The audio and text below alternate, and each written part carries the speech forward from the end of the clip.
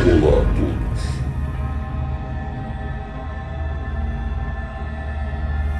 bem-vindos ao canal.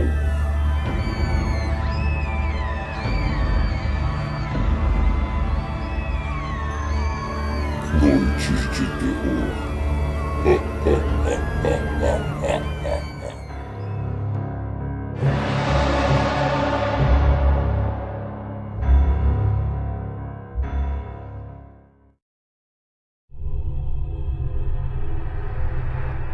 Olá, boa noite. Conta o meu tio-avô que quando ele era pequeno e morava no interior da Bahia, numa dessas vilas da zona rural, um casal comprou um pedaço de bosque da região, cercaram todo lugar e colocaram placas proibindo a entrada. Os moradores do lugar estranharam, mas não deram muita importância. Todos eles gostavam de privacidade. O que realmente os incomodava era o fato de que seus novos vizinhos eram muito reclusos. O marido, o seu Adriano, saiu algumas vezes para comprar alimento, mas quanto à esposa, parece que seu nome era Beatriz, só a viram uma única vez, assim que eles chegaram. Durante 2 meses, nada de estranho, além do fato de que quase nunca serem vistos. Pareciam pessoas normais. Depois de 2 meses nessa calmaria, alguns acontecimentos começaram a preocupar e inquietar os moradores da redondeza. Os pequenos animais domésticos começaram a desaparecer. Começaram com os animais de casa: gatos, galinhas, pintinhos e patos. Com o passar dos meses, os desaparecimentos foram ficando mais sérios, e os cães de caça, carneiros e bodes também começaram a sumir. A comunidade então começou a se preocupar, pois estavam roubando seu patrimônio. Um dos fazendeiros acabou por perceber um padrão. Os animais só eram roubados durante a lua crescente próxima à lua cheia, presumidamente por causa da claridade. Ele deveria ter se perguntado por que não na lua cheia quando seria mais claro, mas não o fez. No entanto, os roubos não deixavam nenhum tipo de rastro de violência. Não havia sangue, e os animais não se assustavam além do normal para acordar os seus donos. Não havia nenhum sinal estranho, além de animais sendo roubados.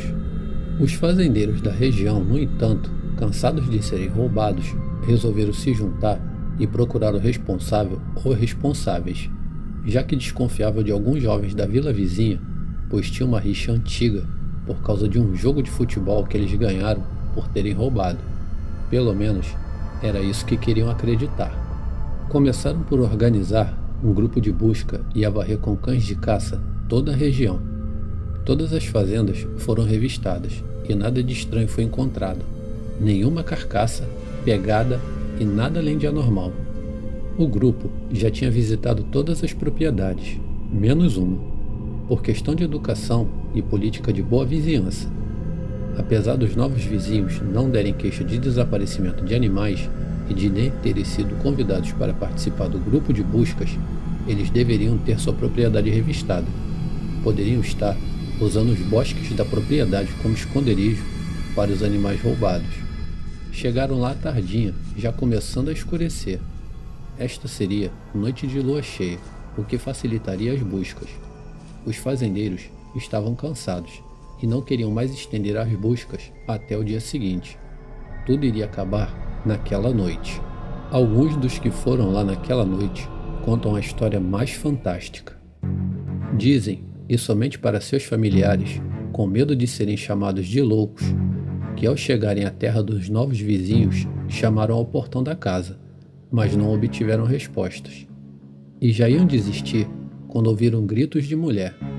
Eles então não pensaram 2 vezes e arrombaram o portão e se embrenharam no bosque atrás dos gritos que eram horríveis, como se a mulher estivesse sendo espancada ou torturada. Lembravam o grito de porcos sendo mortos. Faziam o sangue dos mais corajosos gelar nas veias. Eles chegaram então a uma clareira no meio do bosque, e o que viram deixou muitos deles literalmente com cabelos brancos. A mulher, a dona Beatriz, estava na sombra, meio curvada, e diante do que parecia ser um monte de entulho.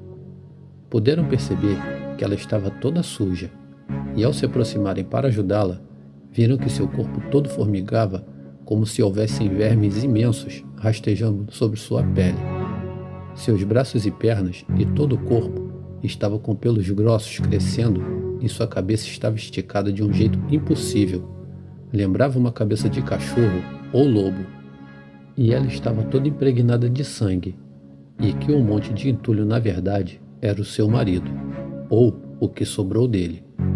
Ela estava com a cabeça do marido nas mãos e, enquanto se transformava naquela coisa hedionda, chorava e gritava de dor por ter matado seu marido na hora da fome, pois ele não havia conseguido roubar nenhum animal, não dessa vez, e ela o atacou para aplacar a sua fome e a fome da loba que lhe perseguia como uma besta faminta.